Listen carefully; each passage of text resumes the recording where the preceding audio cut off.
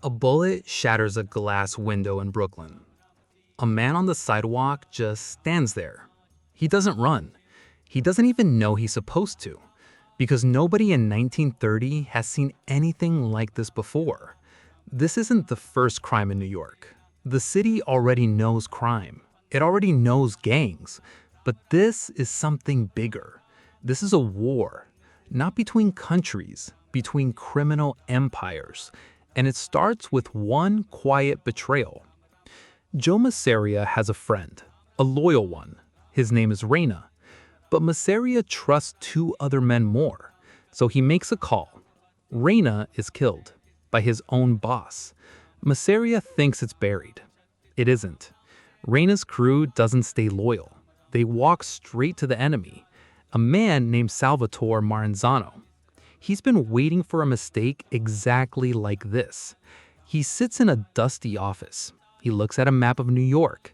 He draws lines on it, like a general planning a real war. Masseria is old school. He believes in shooting people in alleys. But his top man, Lucky Luciano, sees something bigger.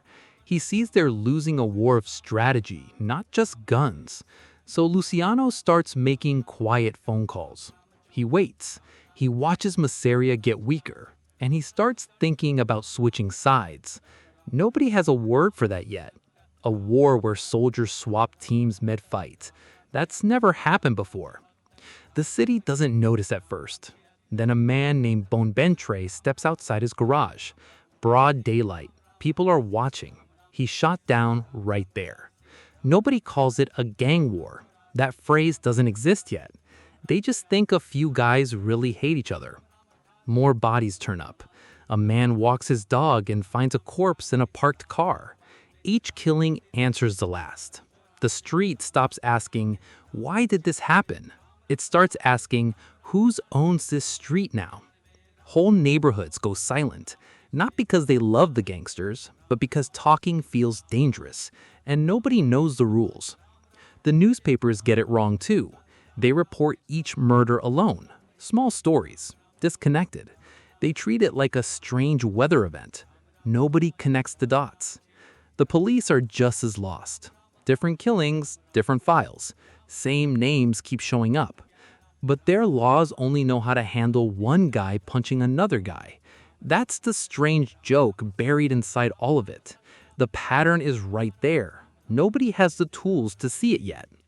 The war drags on. Eventually, Maranzano wins. He declares himself the one true boss. But then he makes a fatal mistake. He starts acting like a king. Luciano doesn't like kings, so Luciano has him killed too. Here's the twist nobody sees coming. Luciano doesn't crown himself instead. He does something smarter. He builds a council, a shared table, not a throne. He calls it the Commission. He splits New York into 5 families: bosses, underbosses, soldiers below them, rules written down for the first time.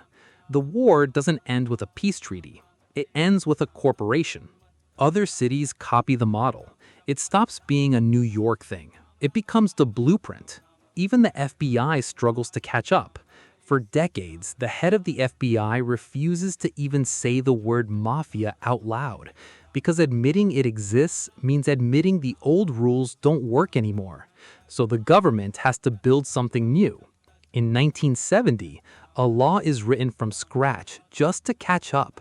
It's called the RICO Act. It's aimed straight at the very structure Luciano invented.